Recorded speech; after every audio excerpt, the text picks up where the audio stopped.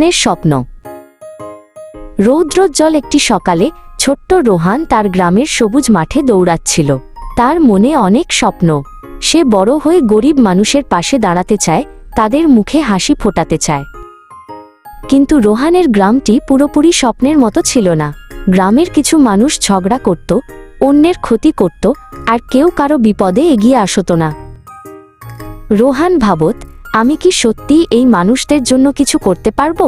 যদি কেউ আমার ভালো কাজকে ভুল বোঝে, তার মনটা ভারাক্রান্ত হয়ে যেত। একদিন রোহান তার প্রিয় খেলার মাঠের পাশে এক বৃদ্ধকে দেখতে পেল। তিনি ছিলেন করিম চাচা, গ্রামের সবচেয়ে জ্ঞানী মানুষ। রোহান তার কাছে গিয়ে সব কথা খুলে বলল। করিম চাচা সব শুনে মুচকি হাসলেন। তিনি বললেন, শোনো বাবা, ভালো কাজ কখনো বৃথা যায় না। তুমি যদি সৎ থাকো আর নিজের কাজ করে যাও, তবে একদিন সবাই তোমার মূল্য বুঝবে। করিম চাচার কথাগুলো রোহানের মনে সাহস জোগালো। সে ঠিক করল, সে আর পিছপা হবে না। ছোট ছোট কাজ দিয়েই সে শুরু করবে। রোহান প্রতিদিন স্কুলে যাওয়ার পথে রাস্তার পাশে পড়ে থাকা আবর্জনা পরিষ্কার করত। সে ছোট ভাইবোনদের পড়াশোনায় সাহায্য করত আর সবার সাথে হাসি মুখে কথা বলত। প্রথমে কেউ কেউ তার কাজকে পাত্তা দিত না, আবার কেউ হাসাহাসি করত। কিন্তু রোহান দমে যায়নি।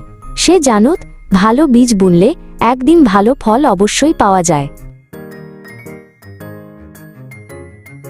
করিম চাচা দূর থেকে রোহানকে দেখতেন আর মনে মনে খুশি হতেন। তিনি জানতেন, রোহানের মতো সৎ আর কর্মঠ ছেলেরাই একদিন এই সমাজকে বদলে দেবে। রোহান এখন আর একা নয়। তার ভালো কাজ দেখে গ্রামের কিছু ছেলেমেয়েও তার সাথে যোগ দিয়েছে। তারা সবাই মিলে একটি সুন্দর, সৎ আর ভালোবাসার গ্রাম গড়তে চায়।